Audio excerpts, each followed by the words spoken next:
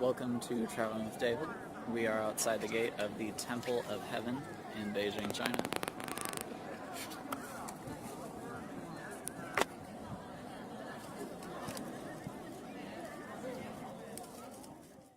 On the way in, they have a display or a counter for the number of people inside, the number of people that have come inside today, and the number of people that have left today, and then therefore the number of people that are currently inside, and it said over 11,000. So either this park is huge, or it's going to be full and full and full of people everywhere I go.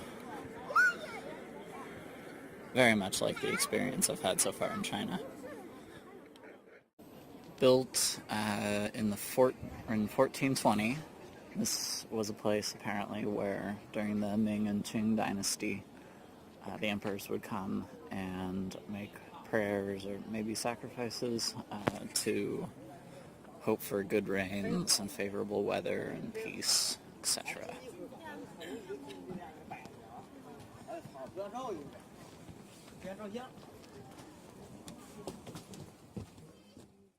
So all the stones are all ringed around this one center stone. And then if you look, that center stone has 9 stones around it. There's 18 around that. And the next ring. And then 27 around the 18. There's multiples of 9 going all the way out 9 times. So the outer row has 81 stones. Apparently it's symbolic of the 9 levels of heaven. And now we are headed into the Hall of Prayer for Good Harvests. Thankfully, this one's name explains exactly what it's for.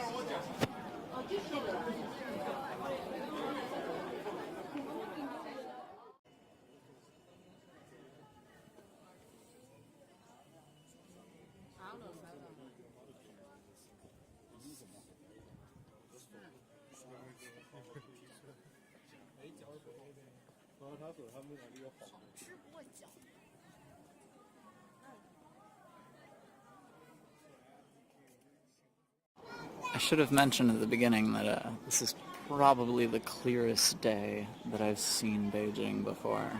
I didn't think it would ever have a blue sky, but I asked somebody at the hotel this morning and they said that, oh yeah, every month or couple months the wind blows all the smog and pollution away for a day or two.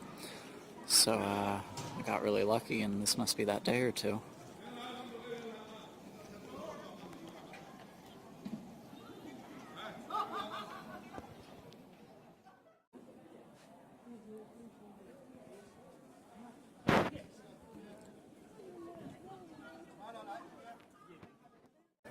Well, I found out I misspoke.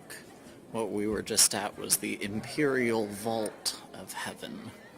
But this much larger structure, way off in the distance, is actually the Hall of Prayer for Good Harvests. It'll look a lot bigger in 5 minutes. And we have made it to the Hall of Prayers for Good Harvest. A nice 8 million monster entrance hall.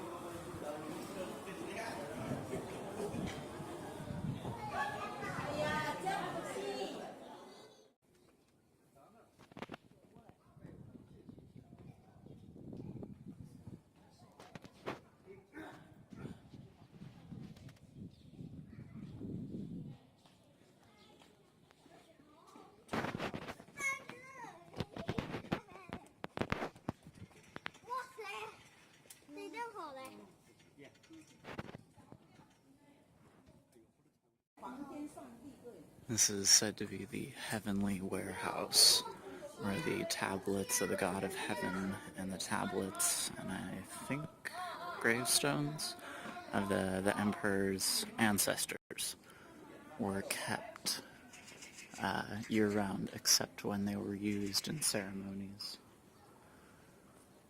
And then this is the 70-year-old door. It's much newer than a lot of the other parts of the park. So the wonderful story behind the 70-year-old door is when one of the emperors, Hongli, or Qianlong, was 70 years old, he found walking from his quarters or palace to this wonderful ceremony held in this building to be too far. So he had a shortcut door installed that would cut the distance down a lot. But he also feared that his children and his successors would abuse the door, and young and healthy and spry, they would come through any time in their 20s, 30s, 40s, 50s, and even 60s. And so he issued a decree after the door was made that only people over the age of 70 are allowed through it. And only emperors, that is, too. Nobody else would be allowed through the door. And he was one of the last of his dynasty, so nobody following him made it to the age of 70.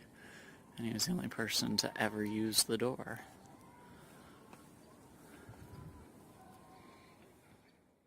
There's a sizable